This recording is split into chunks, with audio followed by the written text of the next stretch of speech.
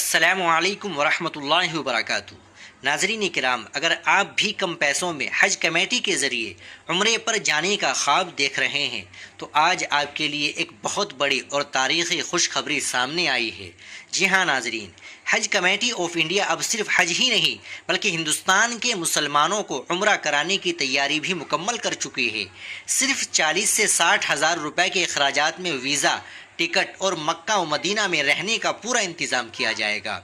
یہ نئی اسکیم کیا ہے، درخواستیں کب سے شروع ہوگی اور آپ کو کیا کیا سہولیات ملے گی، آج کی اس ویڈیو میں ہم آپ کو اس کی پوری تفصیل بہت ہی آسان زبان میں سمجھانے والے ہیں۔ ویڈیو کو آخر تک ضرور دیکھیے گا۔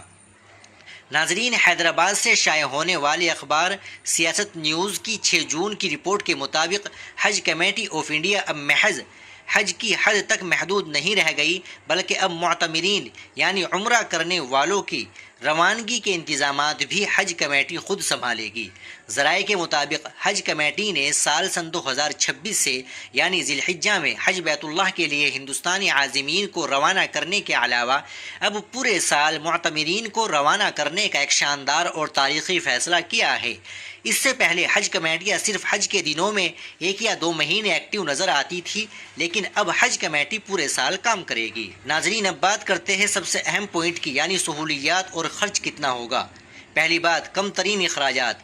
بتایا جا رہا ہے کہ اس سال 15 روزہ سفر مقدس کے لیے اخراجات انتہائی کم ہو گئے، یعنی تقریباً 40 سے 60 ہزار روپے کا امکان ظاہر کیا گیا ہے، جو کہ عام ٹور آپریٹرز کے مقابلے میں بہت ہی کم ہے۔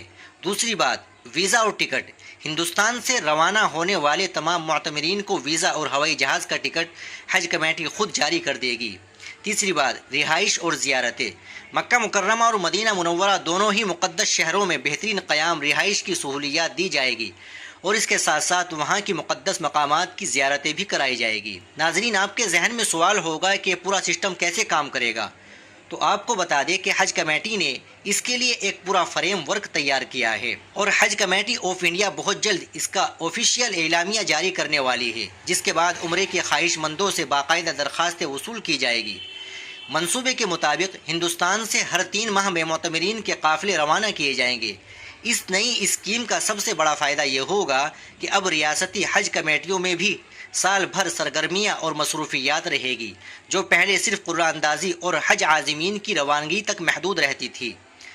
ناظرین، یہ حج کمیٹی آف انڈیا کی جانب سے غریب اور متوسط طبقے کے مسلمانوں کے لیے ایک بہت ہی بہترین اور قابل تعریف قدم ہے۔